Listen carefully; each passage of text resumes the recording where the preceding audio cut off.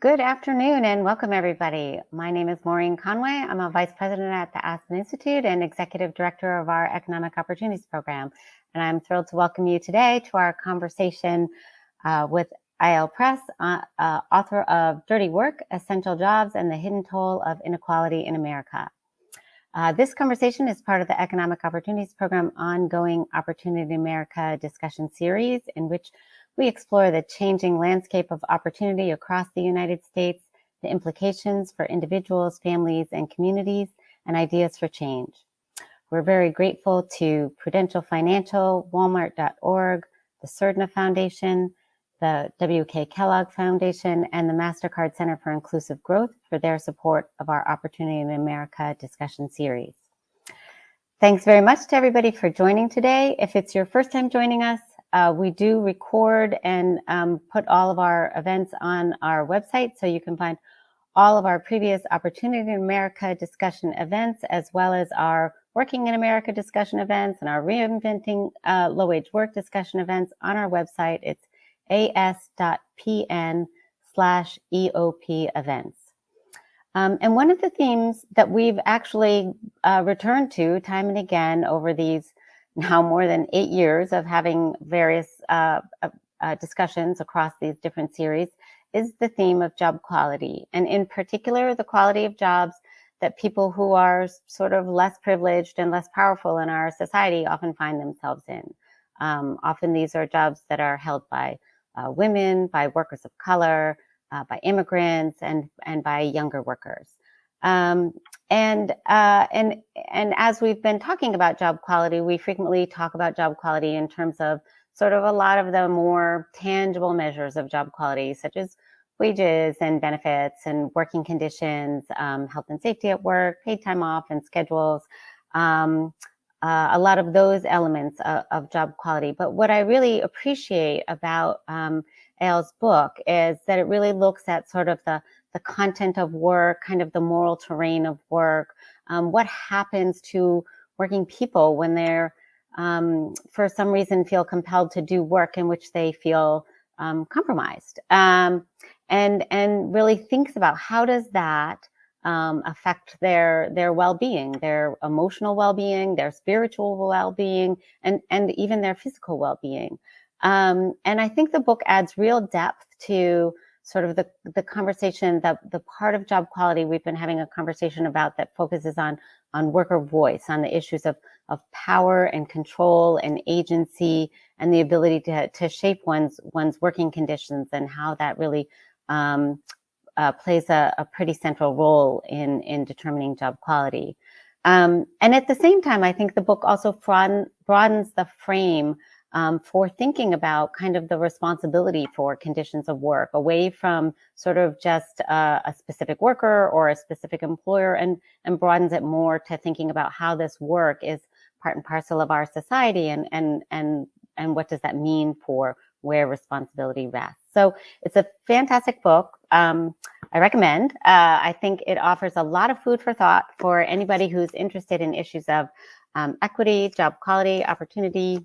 Here it is. This is the book. Go get it, read it, listen to it. I listen to it. I like it, and I like my books in audible form. But I'm really thrilled. So thanks, Eyal, for joining us today.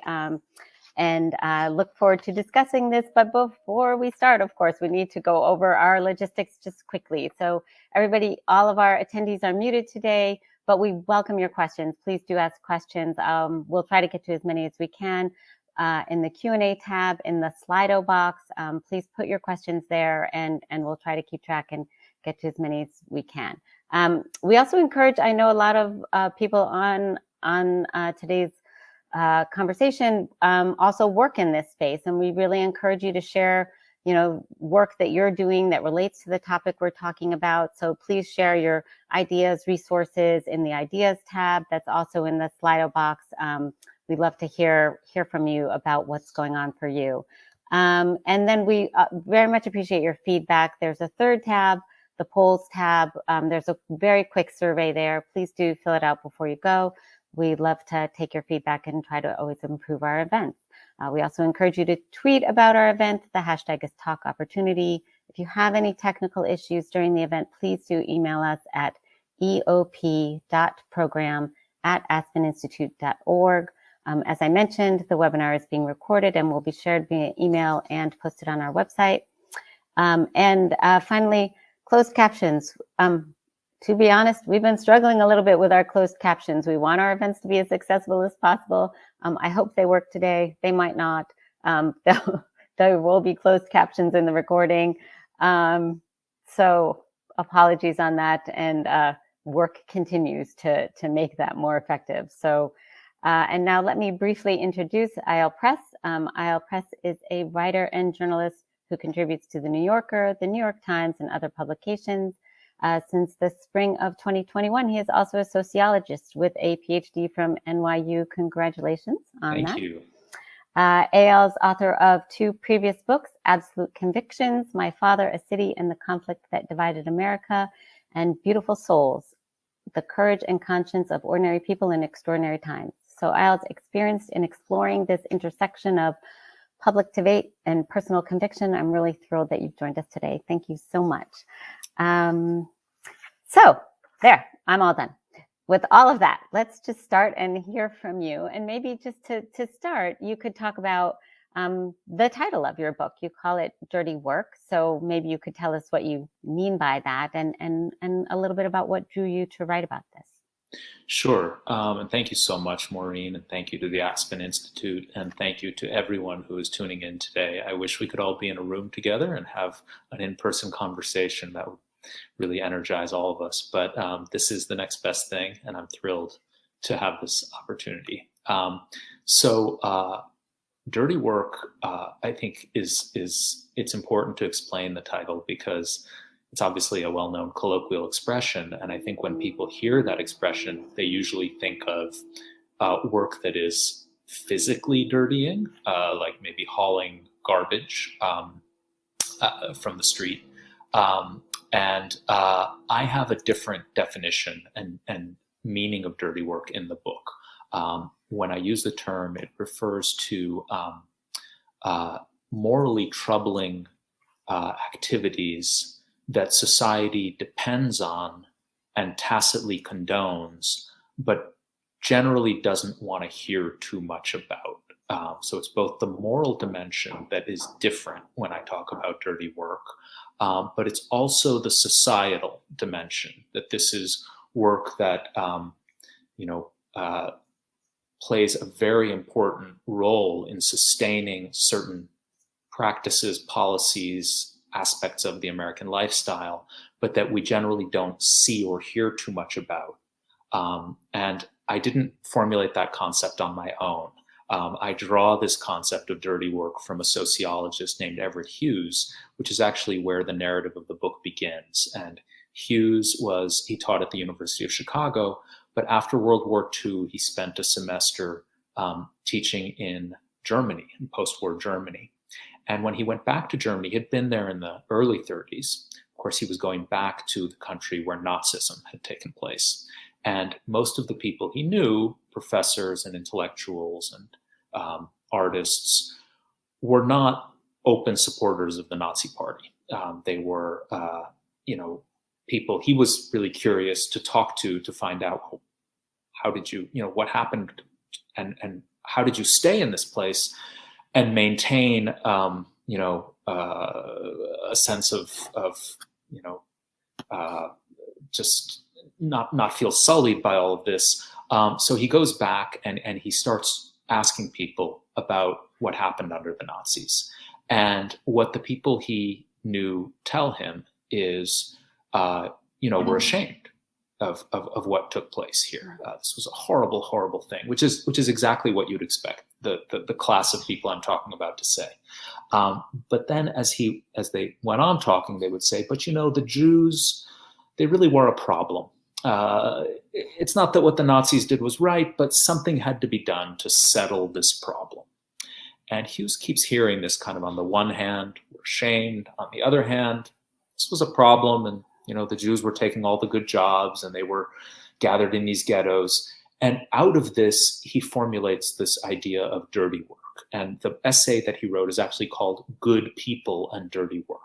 And the good people in that title, as you can imagine, are these folks he knew, these well-intentioned cosmopolitan people.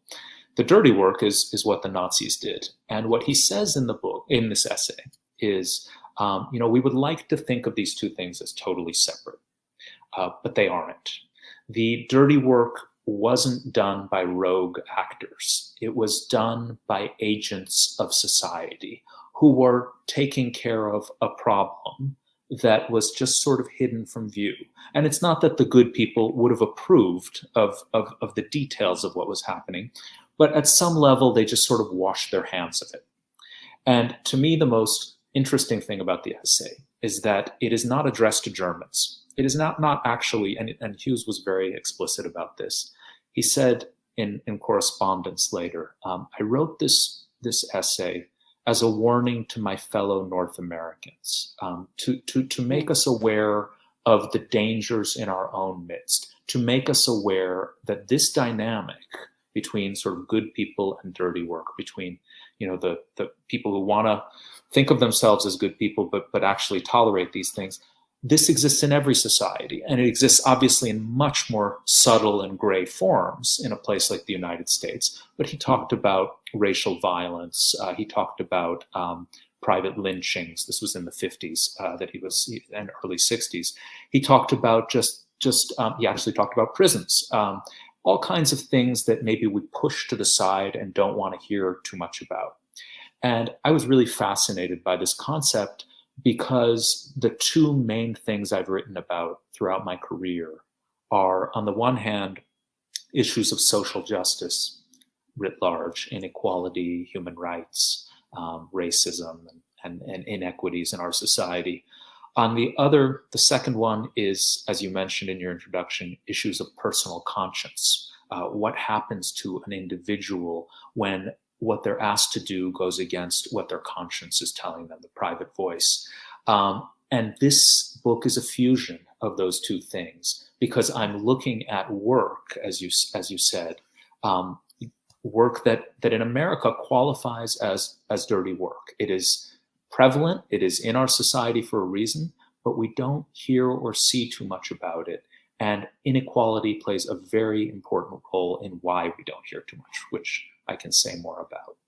Yeah, good. I'm going to ask you to say more about, because I think also maybe you could say a little bit more about this idea of moral injury, because I think that's an important point for people to understand as they think about the stories you recount in the book. Absolutely. So maybe you could talk about that a little bit. Sure. So moral injury is a really central idea in this book, and it has really come quite prominent in conversations in and among veterans of America's recent wars, some of whom felt that the term PTSD, the concept of PTSD, particularly the idea of suffering a brain injury and sort of this fear response to a near-death experience, that it didn't really match what they were feeling, and that what they were really feeling when they came back from Afghanistan or Iraq was a sense of inner conflict about moral questions, things they had seen, things they had witnessed, things they might have participated in unwittingly, that ended up really going against their core beliefs and values. And so this conversation, this term, takes on a currency in the military. And I draw on that term not only in the section of the book about people in the drone program, which is, of course, directly about issues of war and involvement in acts that might cause some inner conflict to the conscience, but much more broadly. There's a section of the book on people who work in prisons. And of course, we have the largest prison system in the world. And I make a strong case that that work, the work of being a guard, but also the work of being a mental health aide, that you are exposed to moral hazards in that job that make this term moral injury relevant. I also think it's relevant to some of the other forms of work I look at, including work in slaughterhouses.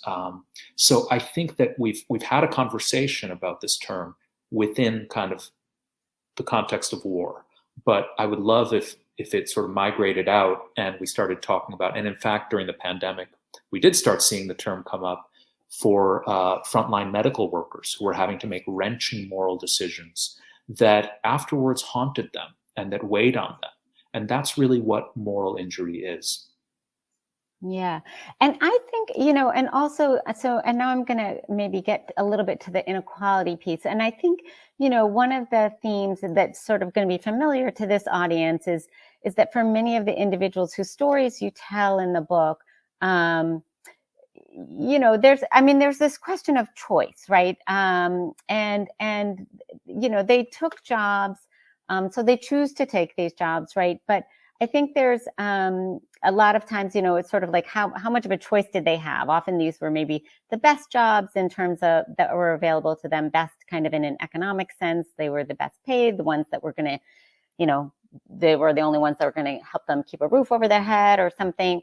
But I think that there's also, so there's a sense of inequality in that in terms of who really has choice and who doesn't.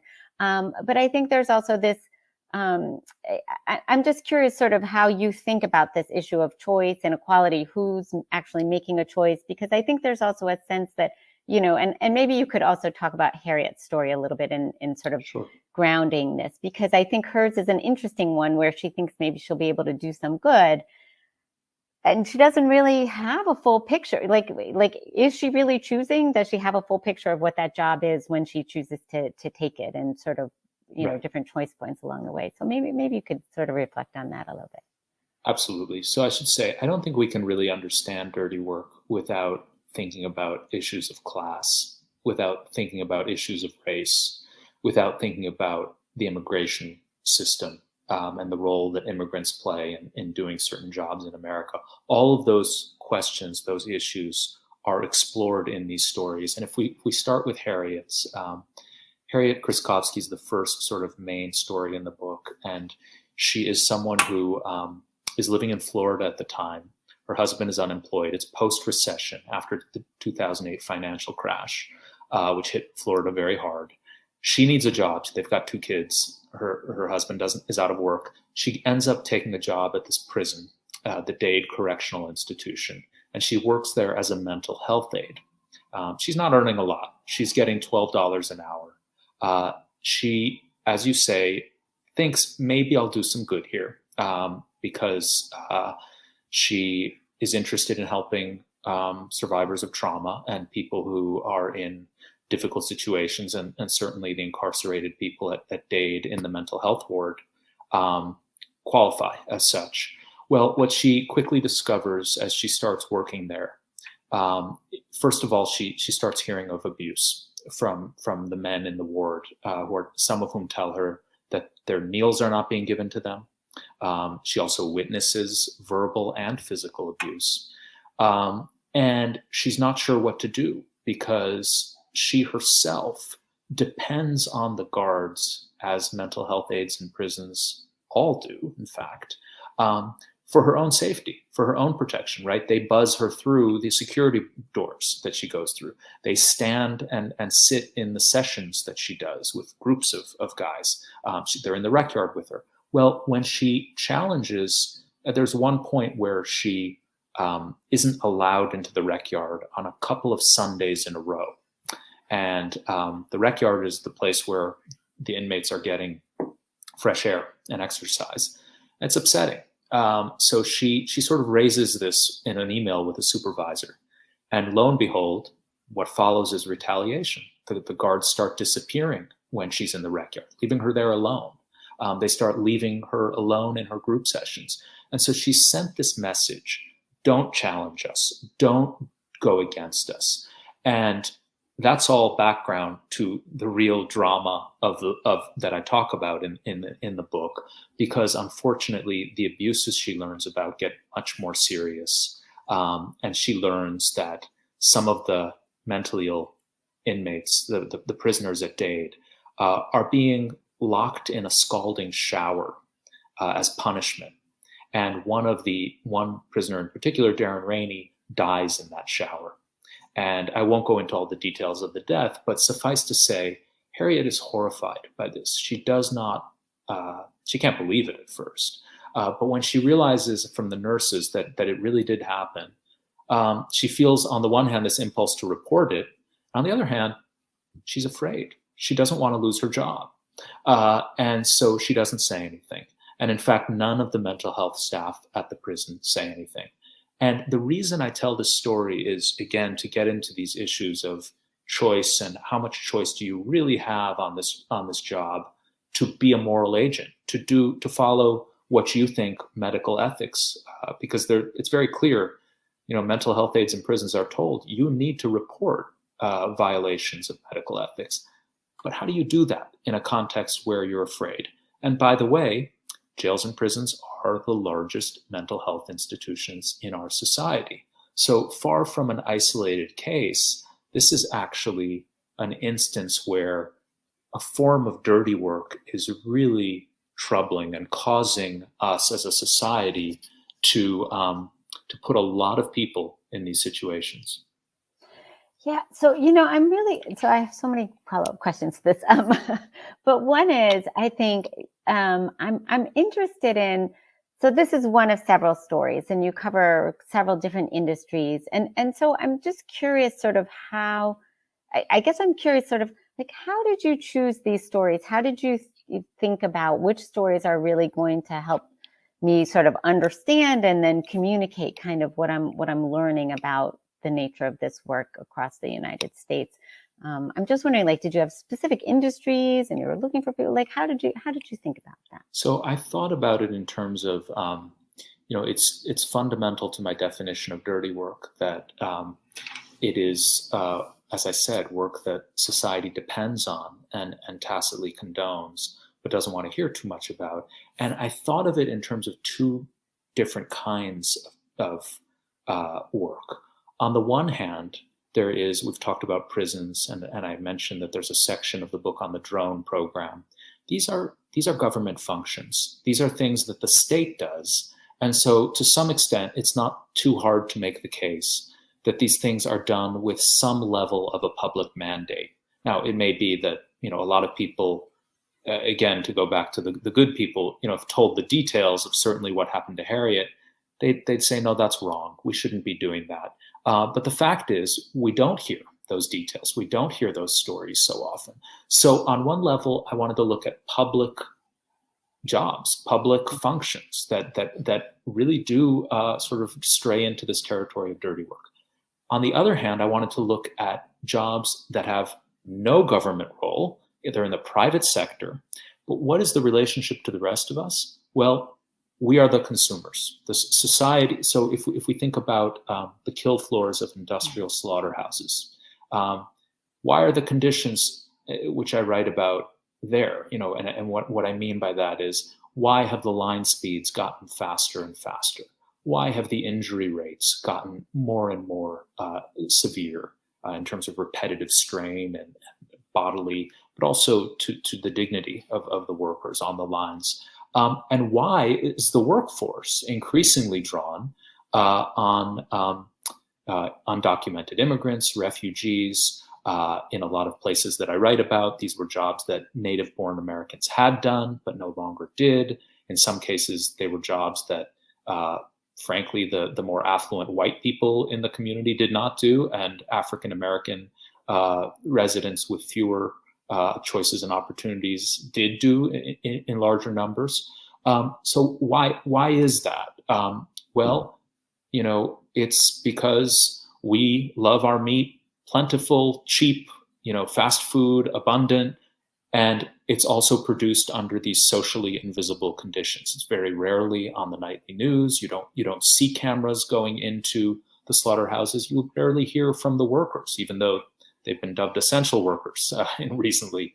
So I thought that looking at types of work that are connected to our choices as consumers is equally important. Yeah.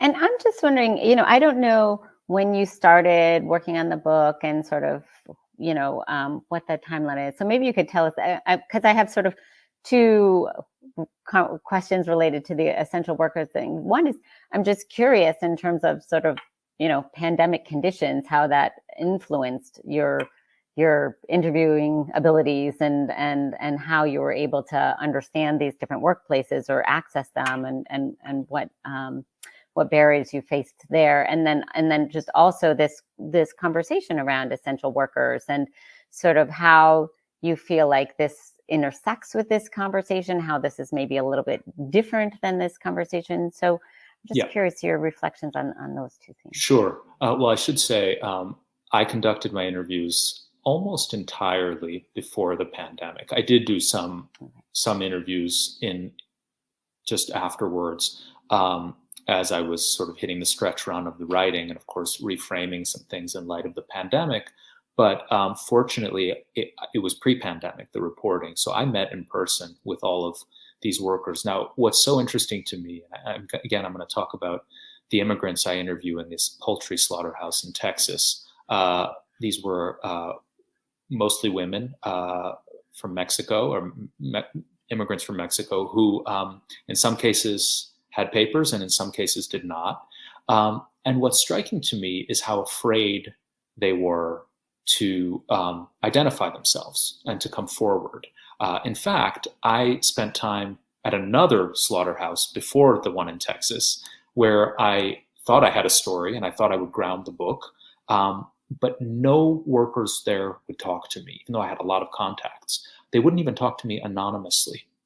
And the reason they wouldn't talk to me is because these ICE raids at meatpacking plants had been happening under the Trump administration. And it sent a chill through the industry. And of course, these are very vulnerable populations of workers. They can not only lose their jobs, but potentially be deported. And it's fascinating to me that that's what I saw. And I spent all this time reporting on that. And then after March of 2020, I saw that they were being called essential workers. The same people, same exact people, suddenly essential workers. And in fact, Trump invokes the National Defense Production Act to ensure that the lines aren't slowed down. And to me, that was just a real crystallization of, in a way, the hypocrisy we have around this concept of essential work. Sure, it's essential, when we have the cameras there and there's an opportunity to curry favor with workers. And at the Republican National Convention, there were a bunch of essential workers brought in, none from slaughterhouses, by the way. But so it's a good photo op, and it's a nice phrase for politicians to use. But do we really treat them as essential, or do we treat them as expendable? And certainly in the case of these workers in the slaughterhouses in meatpacking, I think it was the latter. They were asked to go back to work, ordered actually, even though no social distancing measures had been taken, or very cursory ones. There were a lot of deaths. There were tens of thousands who fell ill. And I write about all this to kind of make us think about whether when we say essential workers, do we really mean it? Do we think that this is essential and therefore should be, we should care about the dignity and welfare of the people involved, or is it just a phrase? Yeah, great. I see we do have a couple questions from the audience, and I love to encourage our audience to ask questions. So I'll go ahead and share their questions. So the first question is, the book seems to have similar themes to Hannah Arendt Eichmann in Jerusalem. Were you influenced by Arendt at all? And if yes, how do you think you grow upon or build upon her work? It's a great question. That book is so important to me. Actually, I don't know if this person read the review of Dirty Work in the New York Times, but one of the things the reviewer picked up on was precisely that. So, I am the grandson of Holocaust survivors, and I've thought a lot about The Banality of Evil, which is the famous, for those who don't know that book, it's a book in which that phrase, the banality of evil, was coined. And it's basically about the idea that that evil is often done not with evil intent, but through a kind of, I'm just following orders, a kind of robotic, the machinery is just kind of turning and people get caught up in these systems. And I think that that's such a powerful and important concept. And again, we have to think about less extreme examples. She was obviously talking about, the worst example, Nazi Germany, a genocide. But I do think about that, and I think about it in dirty work in terms of, the people I write about, Harriet, for example, who I was just talking about, they're caught up in a larger system. And the system is what we have to think about. The individual matters. The individual choices certainly are important. They can make a difference. But if we really want to address why this evil is happening, and it is evil at this particular prison, we have to think systemically, because conditions were there, unfortunately, to allow that to happen, and then to put people on the front lines in these almost where they only have bad choices. Should I quit or should I stay? Should I report this and risk being retaliated against? And that's just not a good situation. So very influenced by that book. Yeah, great. So we have another good question, I think, and it relates, I think, to kind of how you opened is, do you think dirty work is a part of all cultures, or do you think there are certain conditions in cultures that allow it, or, sort of how should people think about the role of different cultures in allowing it to grow? Yeah, I mean, I talk a little bit about that in the book. I think it is a part of all societies. I don't think I think you'd be hard pressed to find a society where what I describe as dirty work isn't happening in some form. But I think that the really important message, one of the really important messages of the book, is that it's not fixed in stone, right? It really is dependent on what citizens are willing to have done in their name, on how aware or not aware we are of what's being done in our name, and how much we mobilize around these things. And so, in a society like India, in the past at least, there were forms of work, there were castes, literally, that were assigned, jobs that were considered disreputable, and those people in turn were considered, they were actually called untouchables. We don't have that here. But I do think that one of the really important aspects of dirty work in America is that it is not randomly distributed, that it takes place. If we think of slaughterhouses or prisons, they are located in poorer parts of the country. So you have a form of regional inequality that shapes where this work takes place. And in turn, the work itself falls more to, high school graduates as opposed to people with advanced degrees, women, people of color, people with fewer choices and opportunities. And I think that enables us as a society, certainly enables the elites of society, to think less about it, and in a sense, to wash their hands of it and leave other people to do the dirty work. Yeah, great. This is wonderful. The audience is now doing my work for me. I think this is a good question. And I think, what do you consider societies, like, just to build on this a little bit, what do you consider society's obligation to people who conduct dirty work? But also, and you did, I think, sort of interact a little bit with unions in the book. And I think it's a good question, sort of thinking about what are the different sort of organizations, unions, worker centers, or others that can sort of help workers build a little bit more agency and build the ability to influence their working conditions. I'm just wondering if you have some reflections on that question. Yeah, I think that's hugely important. And in the first example I talked about, I interview a guy named Kenneth Applebaum, who was the head of the mental health prison system in Massachusetts. And he said to me, if elite psychiatrists were sent into places like the Dade Correctional Institution and put in positions as Harriet was, this would be a topic you'd see discussed at the annual meetings. It would be center stage. And instead, as he told me, it's barely noticed. You barely get any discussion of this.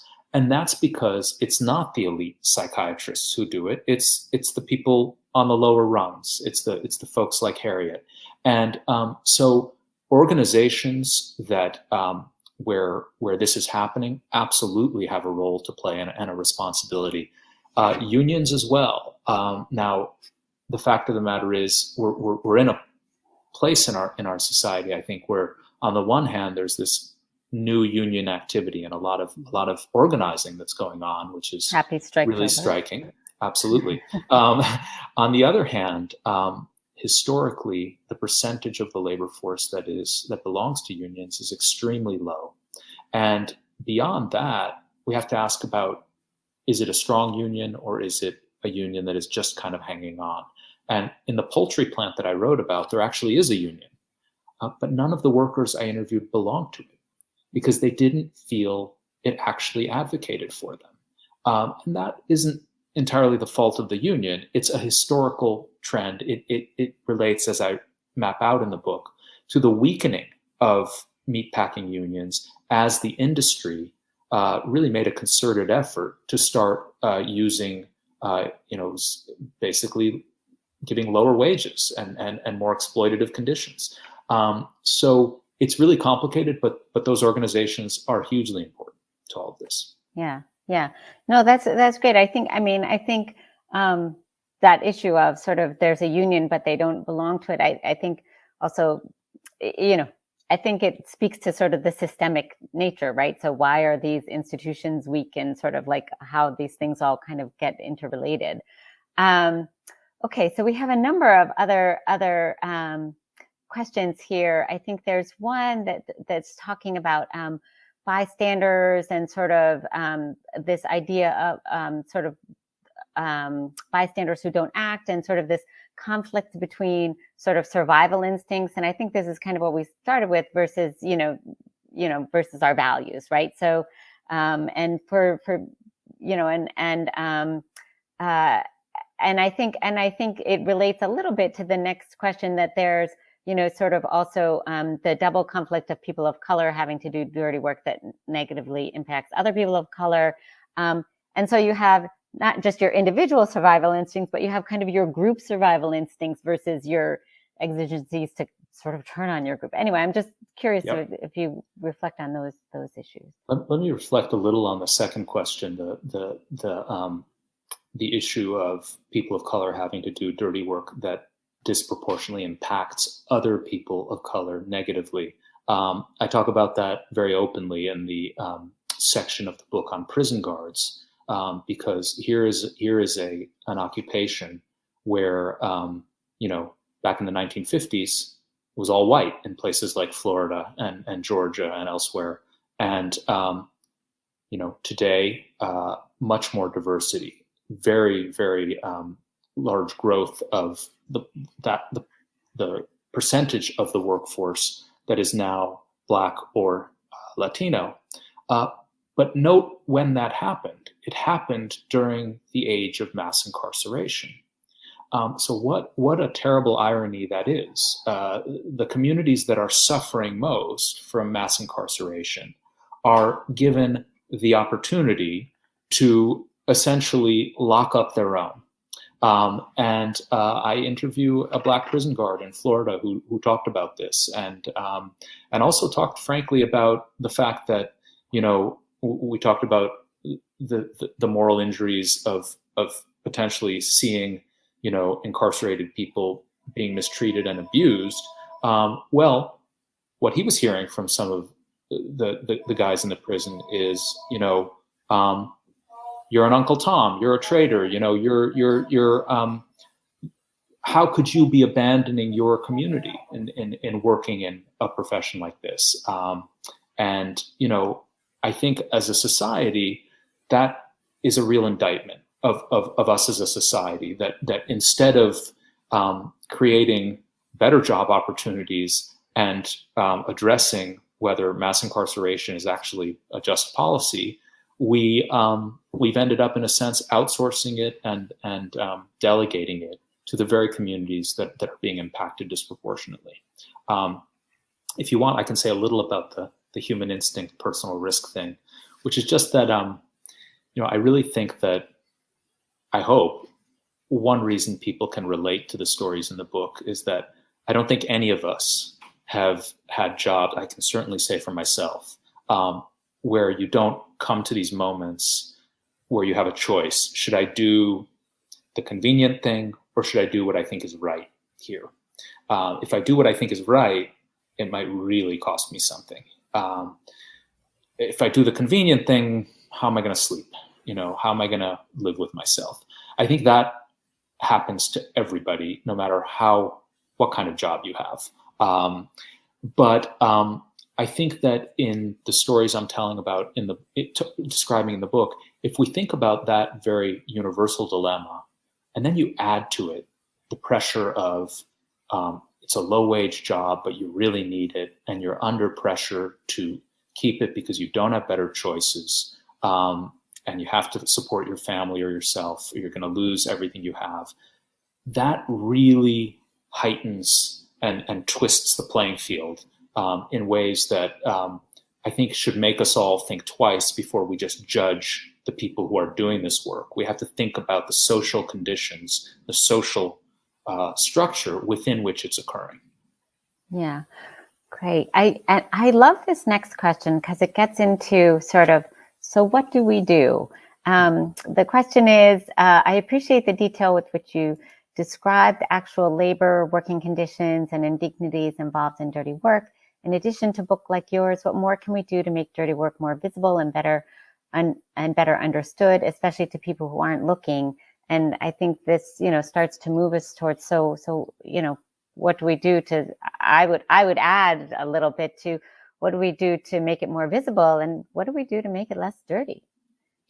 Yeah, I think those are two separate things, and they're both really important. And by the way, I've been asked, and I think it's right, that I think that, we might have a conversation where we start saying, okay, what of this work is so dirty, so troubling, that we don't want it to exist at all? And I think that's true of some of the things I write about. I think as a society, we want to ask, do we really want jails and prisons to be our largest mental health institutions? Or is there something inherently wrong with that?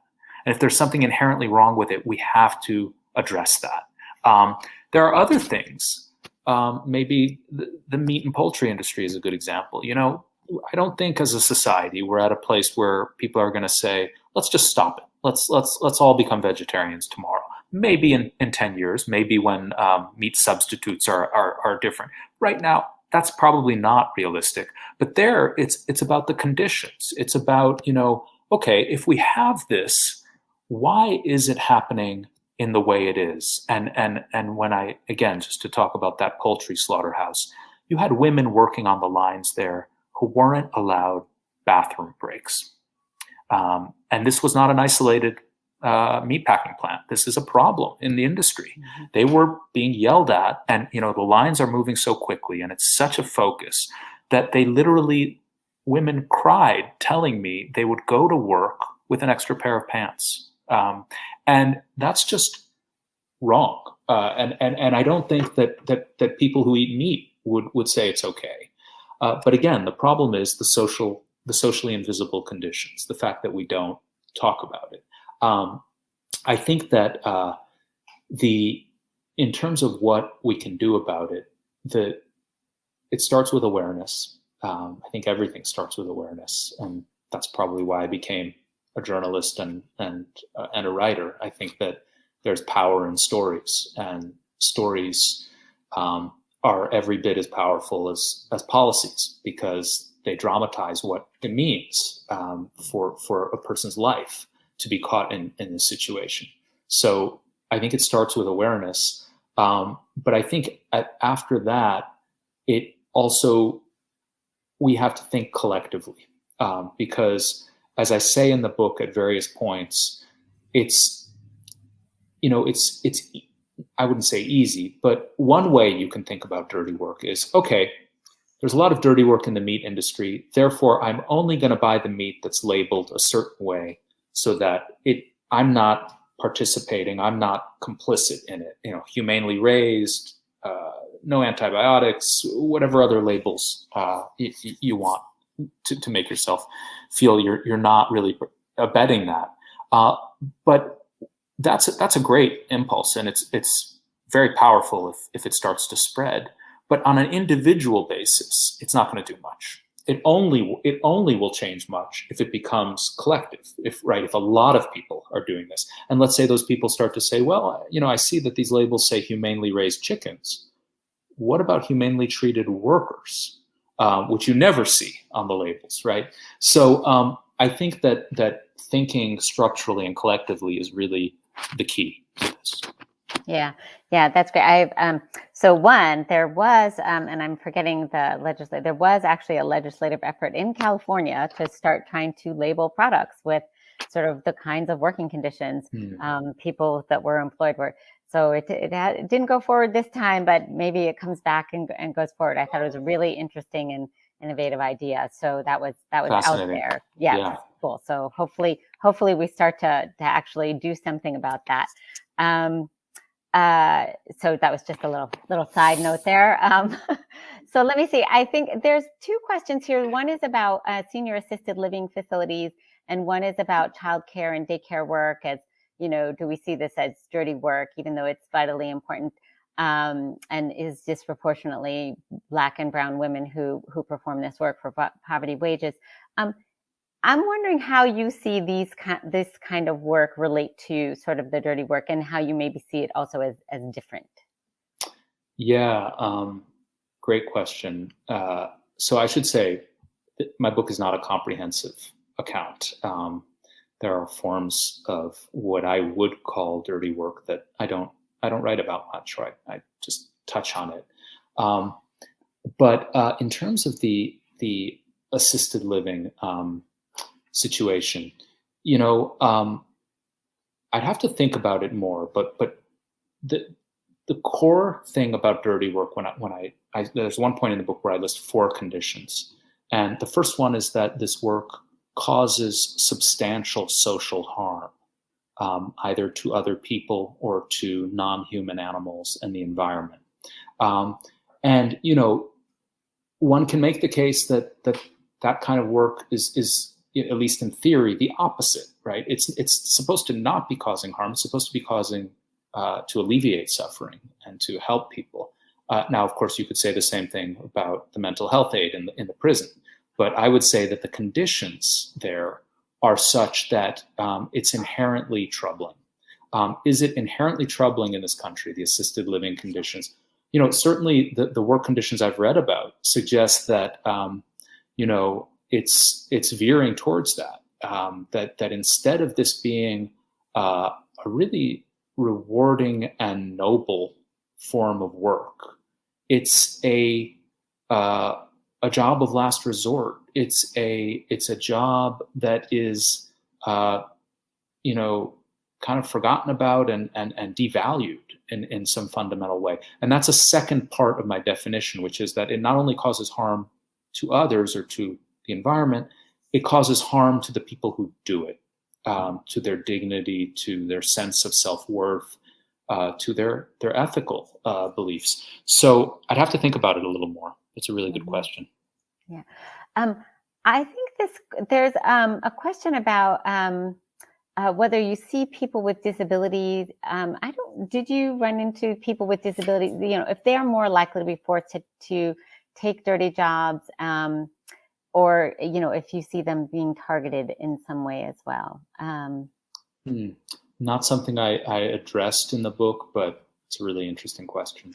Yeah, no, it is an interesting question. I do think that there's a lot of interesting questions about people with disabilities and the way they're able to participate in work, or the kinds of work they're able to participate in. So I appreciate that question. That is worth thinking about. And let's see. So, there are a couple other questions here. One about, okay, lots of questions here, and I see we're coming up on time, so I was just like, ask them all. Let me say one thing about the disability thing, just that struck me as I thought about that. Some of this work actually causes disabilities. I'm thinking in particular of the slaughterhouse and this repetitive work. The the women were breaking down, shoulder injury, a wrist injury, a physical injury that it wasn't labeled a disability, but what happens is after a certain amount of time, they start to wonder, would anyone else ever hire me? Right? Because I can't do the heavy lifting. I can't do these other things. And they felt trapped in these roles. It was really tragic just to think about that. In some of these plants, by the way, there's a 100% turnover every year. That's the level of injury we're talking about. So anyway. Yeah. So, I listened to you talk about this in line speeds and, and sort of the injuries in these plants. And I'm thinking about this question here, sort of what policy recommendations do you have for addressing systemic issues that create environments of dirty work? Unions are important, but they're in decline in the US. So what are other policies do you think could be effective? And I'm thinking about that in terms of, and I don't know how much you visited these plants, but perhaps more than inspectors do. I should say something there about OSHA, the Occupational Safety and Health Administration, because they do and can inspect workplaces for degrading conditions, injurious conditions, conditions that are threatening.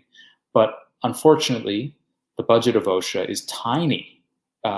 Relatively speaking, when you think about the number of workplaces there are in this country. And what I learned is that very often the company gets a heads up. So it's like, oh, the line speeds are terrible. Women aren't being allowed bathroom breaks. Oh, OSHA's coming in 2 weeks. Slow everything down, make it look fine. You get the, and this is actually an issue in how I recorded this book.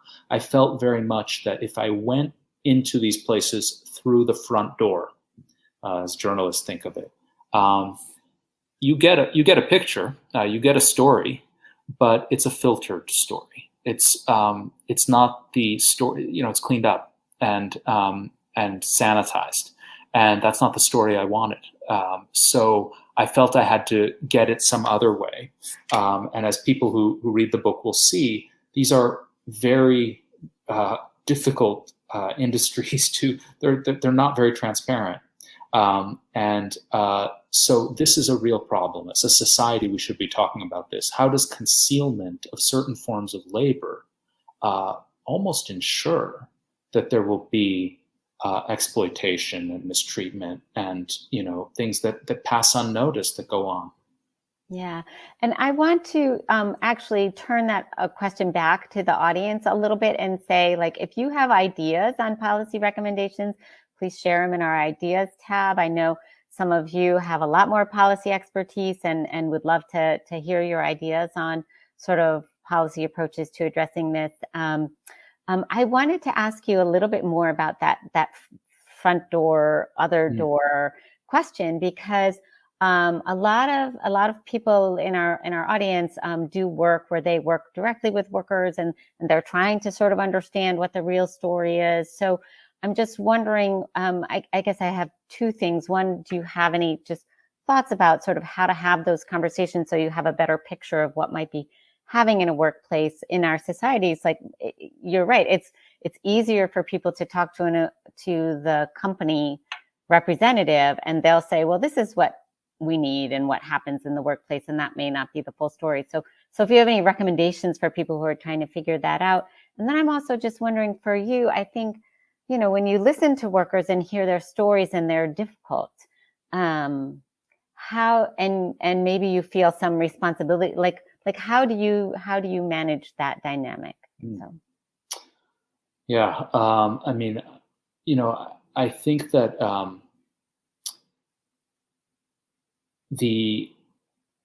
my job is to listen, and I think it's one of the most crucial skills any journalist or nonfiction writer has. You have to listen really well, and there was a quote that President Biden said I wanted to mention in this conversation. He said it at the Democratic National Convention when he accepted the nomination. He told a story of his father telling him, a job isn't just about a paycheck. It's about dignity. It's about a person's place in the community. It's about all these other things. And I think that I went into this book wanting to hear about those other things, not just wanting to hear about the thing that sometimes the conversation about labor and work is so focused on how much does the person earn and do you have these benefits and not. And those are hugely important questions, and they're not unrelated to dignity and place in community. But there's a separate set of questions. How are you treated? How much moral agency do you have in your job? How often do you feel you're asked to do things that go against what you think is proper or right? And, how does this job make you feel when you're not at work? Do you talk about it to other people? A lot of the prison guards I spoke to said, no, they don't. And that is part of the conversation about work that I think we have to be having.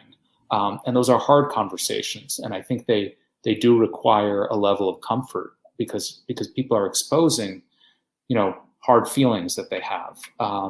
But if we don't talk about it, then there's a phrase in the book, I borrowed it from a famous book, the hidden injuries of class. If we don't talk about these things, then those hidden injuries are really missing from our conversation, and they really shouldn't be.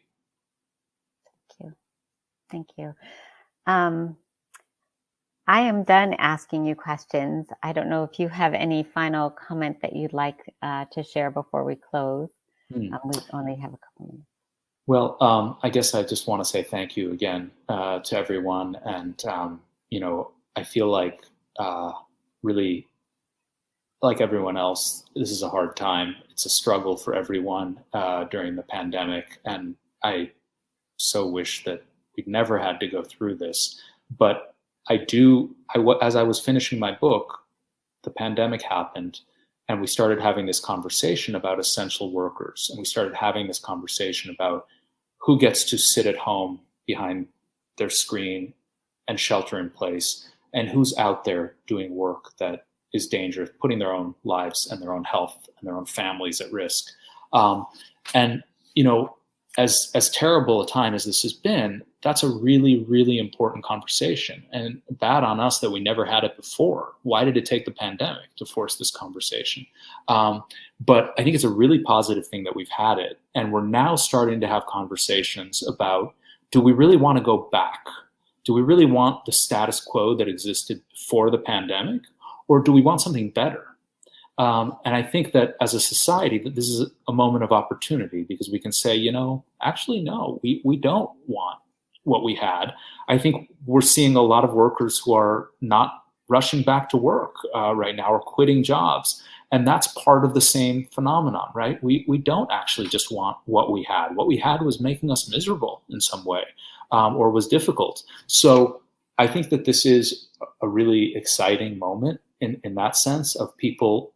It's not often in history and as a society where we kind of are thinking, what kind of world do we want to live in?